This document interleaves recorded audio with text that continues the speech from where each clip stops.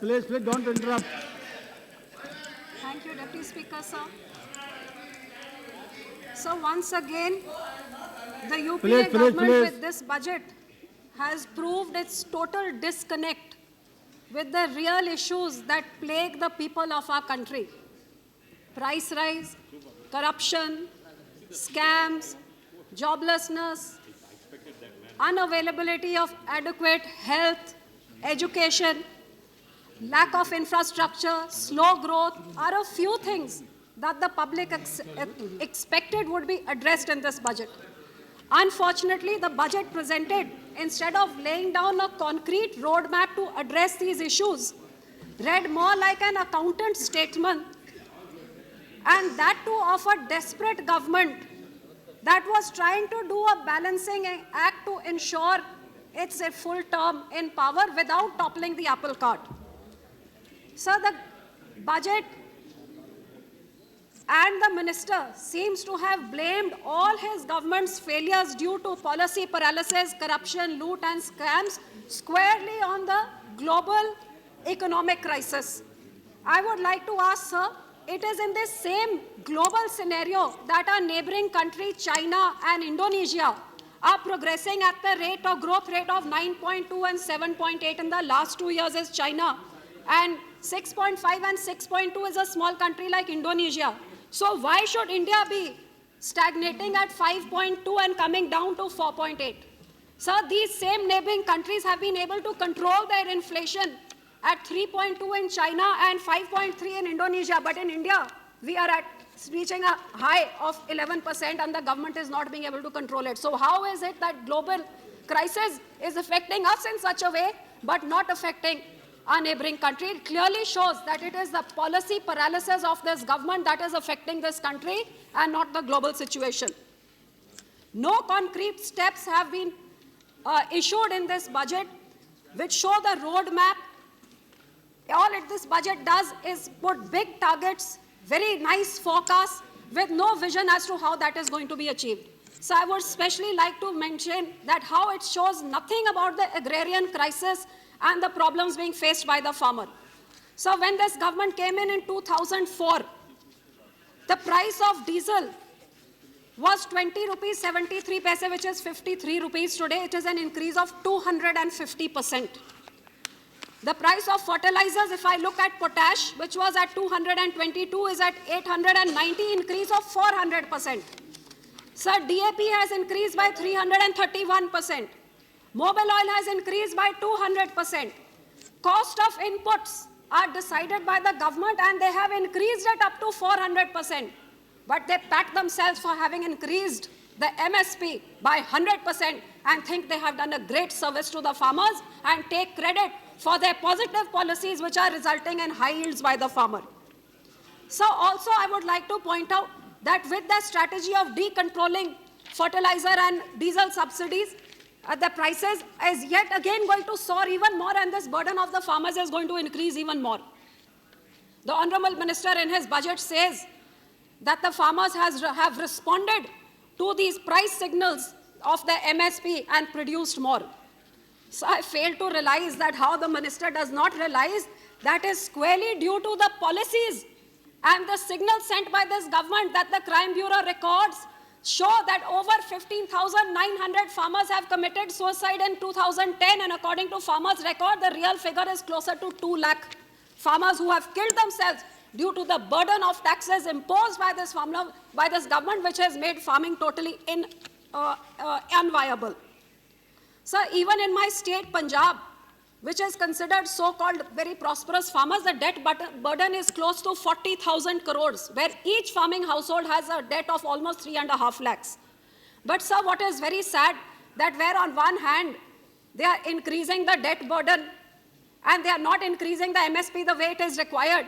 Even when on eve of election, these so-called farmer waiver schemes come into play, this government's corruption and loot does not even spare the poor farmer, where 56,000 crores of farmer debt waiver which happened few years ago, which now comes to light, where the CAG has reported that how huge amounts were siphoned off and almost close to 35 lakh farmers did not get their due. I would also like to say that my state, Punjab, which produces 60% of the food that feeds this nation, where farmers under 40,000 crores of debt, we only received 1.5% of this debt waiver due to the weird policies, unfair policies set down by this government to favor a special few who now it shows even those few did not get favored.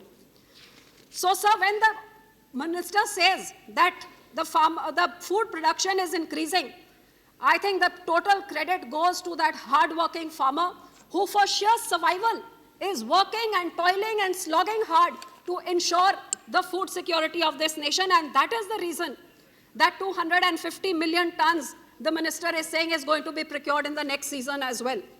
So I would say no doubt that they have worked very hard to increase his burden, but I think it is totally unfair to take the credit of his produce. So I would like to come to the three promises made by the Honorable Minister to the poor, to the youth, and to the women of India. First, I would like to talk about the poor, sir. This season, the government expects to procure almost 450 lakh tons of wheat. The existing stocks already in the godown, sir, is 666 lakh million tons. Our total storage capacity of our country is only 115 million lakh tons. So, sir, the moment this 450 comes in, we are going to be short of 4.5 million lakh tons. And every day we read in the newspaper and see pictures and reports of how thousands of tons of grain are rotting with rodents and ants and mice eating them. On the other hand, sir, in our country, 70% of the people earn under 20 rupees a day. Over 2 crore people sleep hungry every night, and 25 lakh people die of hunger every year. So, sir, is this the policy of the government that let the grain rot, let the poor get more poor, sleep hungry, and then say that this is our commitment to the poor? I think this actually presents the real picture of what the commitment of this government is by letting the food grains rot and letting the poor sleep hungry. So next I would like to come to the youth. 650 million youth of our country who are demanding a better livelihood and are demanding jobs. The Planning Commission says that the GDP is down to 4.8, and during the 2005 and 10 years, 2005 to 2010, due to this government's policies in their regime, 5 million jobs were lost. Today in this budget, the Honorable Minister talks about creating jobs. I don't think without a roadmap or any concrete vision, just empty words and assurances are going to either create jobs or fill the stomachs of that poor youth. Sir, the customary skill development line always finds a place in every budget speech of theirs. But the growing unemployment rate of 9.9 proves that no concrete steps are being taken, and the commitment that is required does not reflect on the ground. So, sir, I would like to say that when 70% of our workforce is employed in agriculture, it doesn't take any big brain to realize that until we understand that agriculture must be made productive and focus is on manufacturing and services sector, the development of the youth and the key to India's growth is not going to be a reality by just making big forecasts and big announcements. So then I come to the most important point, as well as the most neglected sector of our population, the women. So constituting half of this country's population, I feel the women are denied all basic rights, be the right to equality which is enshrined in the Constitution, be it her right to health, to education, to jobs, or even to safety. Today we live in a nation where more than half the women, over half the population of women in our country are anemic and malnourished. Sir, 25% of the global maternal deaths that take place in the whole world, 25% are from India. Barely 60%, so I have just started, barely 60% of our women are educated. And sir, we talk about the safety, I think the lesser said the better. Every 12 minutes a molestation takes place, every 14 minutes a kidnapping, every 20 minutes a rape, and every 1 hour a dowry death. This is the scenario of the women. So to say that, no, not in Punjab, this is the country, and then it happens to be the rape capital for your information.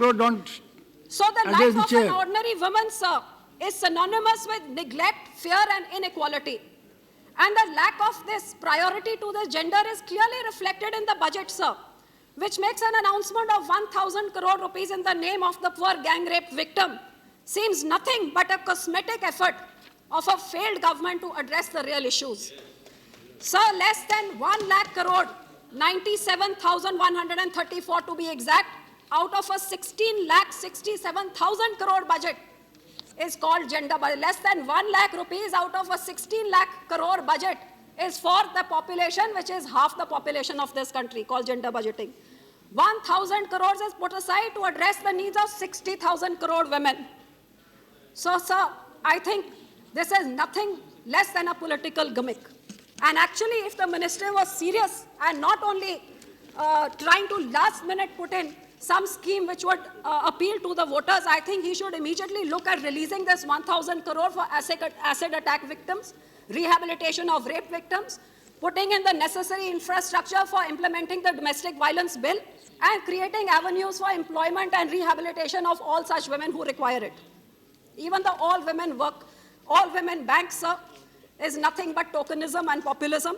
If he was serious, he should have actually made it mandatory in all the banks to give 50% loans to women entrepreneurs, to ensure 50% credit limit to women all over the country, and insurance schemes for their health, for their education, and for their skill development would have actually gone a long way to do the required necessity rather than just making these populistic announcements.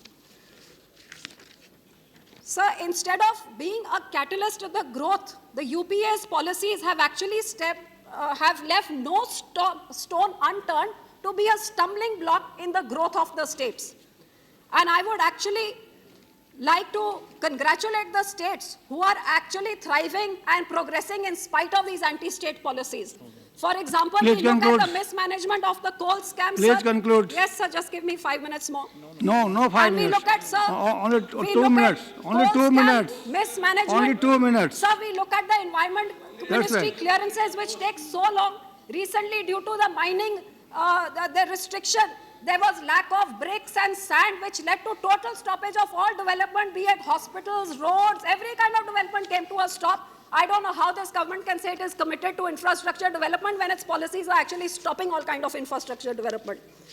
So, sir, I would say that this is just a rhetoric that the government likes to say that, you know, they are, because every time a congressman goes to the state, we hear this thing of how the state is running on center's money and how the money is being sent to the state is eating it up, and all the policies are being funded by the center. I would like to say it is the state's money and the state's growth that the center is feeding off. The money comes from the state to the center, and then the center calls it their own fund and makes such schemes and policies which bypass the state and try to send it to the people and take credit for those schemes. So this is nothing but populist schemes that the center likes to do, especially on the eve of elections. For example, the Aadhaar scheme, sir. The joke is that first you tax the people, burden them, make them poor, then collect their money and send it back to the people in such a way that the states have no share in it, bypass the state, and the center is seen to be an angel from heaven sending aapka paisa aapke haath. So, sir, these kind of populist activities, this is exactly what the government did with the Manrega scheme, creating no durable asset over the last few years and doing nothing, wasting the public exchequer's money, not making any durable asset, and just doing it for nothing but political mileage. And this is what they are doing with the food security bill, letting the grains rot, leaving the people hungry on the eve of elections, bringing in the bill and sending them the food just to get political mileage. So, sir, I don't think the public is... So, sir, lastly, I will come to the few points of my state. I don't hope for much justice, but I will appeal at any cost. Please allow. Sir, in the process of ensuring the food security of the nation, she is speaking, but how long? Where my state, in the last 4 decades, turned a country that was food deficient and dependent on imports into a green revolution brought about by the farmers, where even Professor Swaminathan has credited the hard-working farmers of Punjab to bring in this green revolution, which made our country food surplus. But, sir, unfortunately, in the process, we lost a lot of our natural resources, especially our water, contamination, water table depletion, soil pollution, which has led to rampant diseases like cancer spreading in in our state. My Malwa belt, where my constituency is, can actually be called the cancer capital of this country. If the national average of cancer is 80 cases per lakh population, in my constituency it is 140 per lakh population. Please conclude. So, sir, where I thank the government for giving 50 crores for a center, but even 50 crores is not enough, anywhere close to setting up a super specialty hospital that is needed. Sir, today every sixth human being in the world is an Indian. And my state alone ensures 60% of the food that feeds this huge population. So, sir, this state where our water table is depleting to such an extent that NASA says in 25 years Punjab can become a desert because of the falling water table, I would like to ask this government that every year 40 crore population is added to the country. If the state that ensures the food in the stomach of this population, if you don't look at the issues and address the water needs of this state, what is going to happen to the food security of the nation? So where thousands of crores are being spent, sir, just 2 minutes more, where thousands of crores are being spent on Narega and food security, surely 3,000 crores can be given to the state of Punjab to revamp the irrigation system. Sir, I request, sir, 2 minutes more, let me finish, sir. Let him finish. Sir, this is I know. Sir, we are talking about food security of the nation, we are talking. Please sit down, The government should be interested. Please sit down. So I appeal that 14,000 acres of our land is uncultivable due to water logging. Please, I appeal Panda. to the government to give us 500 crores to solve the water logging situation. Sir, crop diversification, they have given 500 crores. I Please hope they give the conclude. bulk of it to Punjab so that we can save our depleting Mr. water Panda, table you and should diversify to other crops which Nothing can will give go on them, record. and so that we can ensure Let that her finish the his- procurement let her and the finish her MSP speech. is the same. Sir, 2 minutes. This is wrong, sir. Sir, in the end, sir, I am ending by asking the government to take a humanitarian view on the Mr. Panda, please start. restructuring of the loan of my state. Sir, my government, my state was revenue surplus in the 1970s due to 9 years of record में नहीं जा रहा है, हम बोल दिए ना, मना बंद साफ कर दीजिए। समस्या तो आप भी बोलेंगे वो भी बोलेगी, सब समस्या तो समस्या ही है। In 9 years, the state which was revenue surplus became revenue deficient, sir. And in the name of ensuring national safety to fight terrorism, the बता entire देंगे। burden of this has been put onto the government.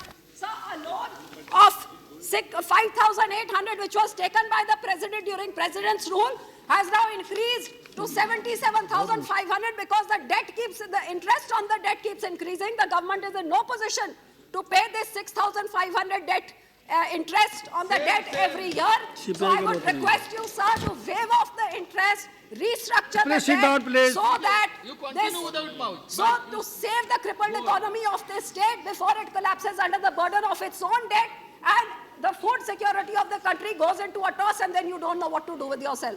So, sir, I call this budget totally visionless, with no proper roadmap, failing to address the aspirations and the needs and the requirements of the people today. I do hope the government looks into at least few of the things being required by the state so that something can be redeemed before they are thrown out of power. Thank you, sir.